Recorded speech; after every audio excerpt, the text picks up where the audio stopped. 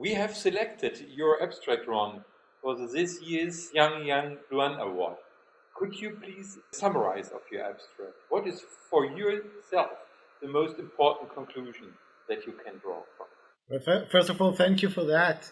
And I think the most important conclusion was that in patients that are at a persistent or progressive disease of diffuse large B-cell lymphoma at lymphodepletion, then the CAR-T expansion level, the in vivo CAR-T expansion level on day +7 predict both the remission state after CAR-T cell therapy and also the durability of response. Coming to the situation that at the moment in at both levels of application, third line, which is licensed in most countries, and the upcoming second line level, about 2/3 of the patients will fail. Have you any estimation what is the positive predictive value for failure? Actually, we found out the correlation of day +7 expansion levels, that it was correlated only in patients with progressive disease at CAR-T cell therapy. So those who achieve complete remission or partial remission after the bridging chemotherapy. So in these patients, this was not applicable. However, in patients with progressive disease, this was very applicable, and actually the predictive value, both the specificity and the sensitivity of the assay, was very high. So patients with more than 100 cells per microliter had a very high chance for both complete remission and durability of response. Yes, and if you look to the potential practical use of assays like that, would you be able to correlate the expansion to any pre-infusion characteristics of the patients on the one hand, or the product on the other hand? Are there any correlations, or do you plan to do analysis like that so that you pre-infusion have an estimation to that?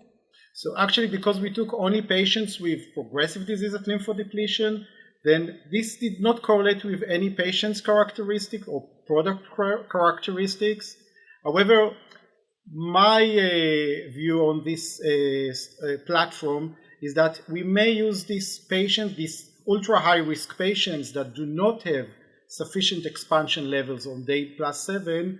Perhaps these patients may benefit from checkpoint inhibitors at this stage or antibodies to enhance the CAR-T cell activity.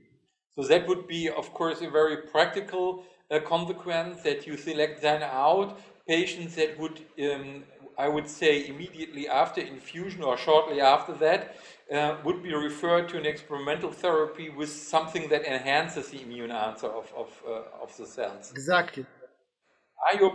Of course, something like that would have to be evaluated by clinical studies. Are you planning something like that in your center or in your environment to start up with studies like that?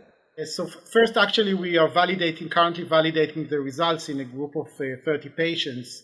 But after that, yes, we have already started to design a phase 2 trial incorporating anti-PD-1 for patients with low expansion levels on day +7. They will get several doses of anti-PD-1, and we will monitor their expansion level and their response.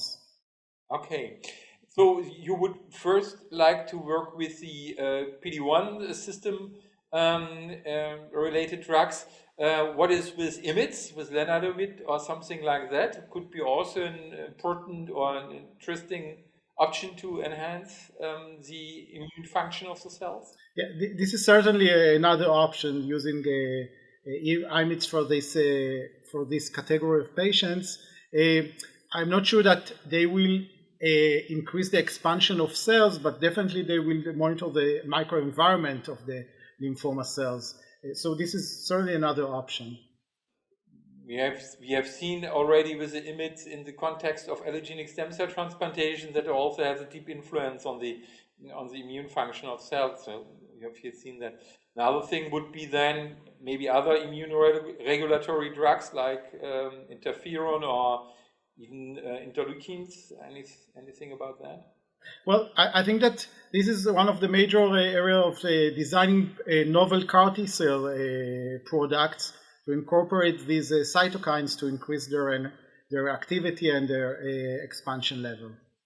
And if you have a given expansion level, can that be correlated to, let's see, for instance, the CD4, CD8 distribution within the product, or the absolute number in the product, or any other characteristics in the cellular product? So in our study, there was no really impact whether it was CD4 or CD8 expansion. And it looks like they both contribute and they both look the same, but we know that, for example, in the lysocell product, this is one of the ideas of using the lysocell and perhaps increase the reproducibility or the activity of the CAR T cell therapy. Yes, thank you very much. Something to add from your side to our talk? What you would like to bring to the audience? First of all, thank you for having me. And I think that this area has so much novel issues and novel domains to investigate. I think that these ideas contribute to the patient's prognosis, and we have just to complete looking for added values for the CAR T cell therapy.